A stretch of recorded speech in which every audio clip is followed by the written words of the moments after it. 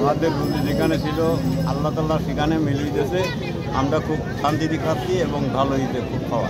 চিন্তা করলাম যে ঢাকা চিটাগাঙে যদি হতে পারে আমাদের খুলনা কেন পিছিয়ে থাকবে, তো সেই চিন্তা থেকেই আমাদের এই আয়োজনটা করা।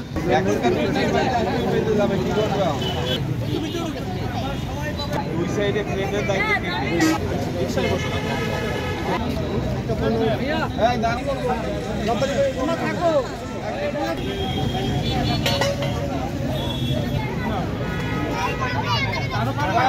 আপনারা এখানে বিশৃঙ্খলা করতেছেন কেন? লাইন দিয়ে দাঁড়ান, সোজা হয়ে লাইন করে দাঁড়ান।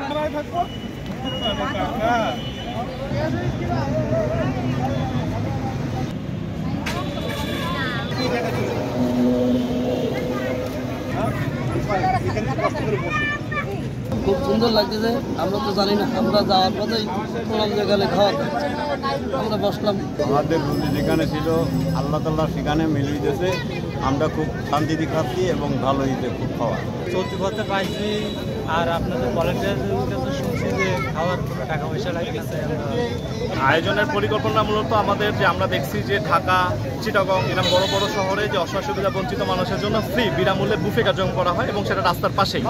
তো সেটার ধারাবাহিকতায় আমরা চিন্তা করলাম যে ঢাকা চিটাগংয়ে যদি হতে পারে আমাদের খুলনা কেন পিছিয়ে থাকবে, তো সেই চিন্তা থেকেই আমাদের এই আয়োজনটা করা। যে ঢাকা চিটাগংয়ে যদি প্রতিদিন হয় তাহলে আমাদের খুলনা শহরে অন্তত একদিন হোক। তো সেটা থেকেই আমরা প্রতি রবিবার আমাদের এই বুফে কার্যক্রম আমরা খুলনাতে চালু করি।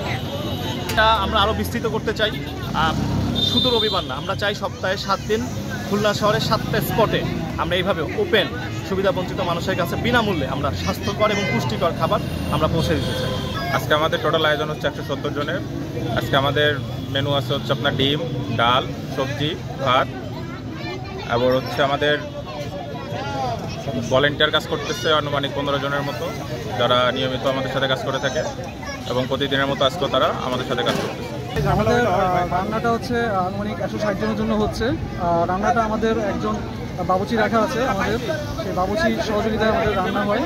আর এর পাশাপাশি হচ্ছে আমাদের ফান্ডিং, যেটা আমাদের দাতা সদস্য আছে, দাতা সদস্যদের মাধ্যমে আমাদের ফান্ডিংটা